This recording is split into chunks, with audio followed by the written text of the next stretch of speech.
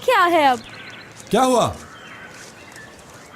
आए करीम, मुझे तुम्हारे बॉस को इस हालत में देख के बहुत बुरा लगता है। तुम्हें भी तो बुरा लगता होगा। आहा, जो लड़के हैं आज के, वो अंदर से इन पेड़ों की तरह बिल्कुल खोखले हो गए हैं, कुछ नहीं कर सकते। तुम्हारी भी नजरें कमाल हैं, हर चीज को बहुत अच्छी तरह देख लेती हो, लेकिन बस तुम मेरे दिल में लगी आग को नहीं समझती। करीम जान, वैसे मुराद जिस लड़की से शादी कर रहा है, क्या वो उसके काबिल है? सुना है कि वो मॉडल है। क्या कहा तुमने? मेरे बारे में पूछ रही हो मुझसे? तुम्हारा नहीं, उस मॉडल का बताओ। ये समझो कि उस लड़की का दिमाग बिल्कुल खाली है, कोई उसे पसंद नहीं करता और ना ही भरोसा करता है उस पर।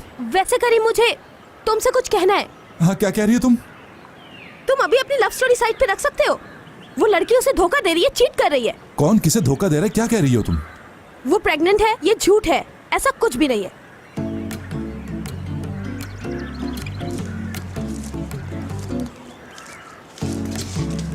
मगर उसने तो सारे टेस्ट अपने करवाए थे। मेरे प्यारे करीम जान, मूछें रखने से कोई अक्लमंद नहीं हो जाता। बच्चों जैसी बातें कर रहे हो। तुम्हें नहीं पता कि क्या क्या होता है इस दुनिया में? मुराद टेस्ट करवाने के वक्त उसके साथ गया था। उस बच्चे को कंप्यूटर पे घूमते हुए देखा था। मुंह क्या खोल रहे हो, जवाब दो। अरे हाँ, ये बात तो तुम ठीक कह रही हो, लेकिन ये बात मैं मुराद को कैसे कहूंगा? करीम देखो, आज तुम्हें अपनी दोस्ती का सबूत देना होगा। करीम, हिम्मत करो और जाके उसे सब बता दो। और डरने की कोई जरूरत नहीं है।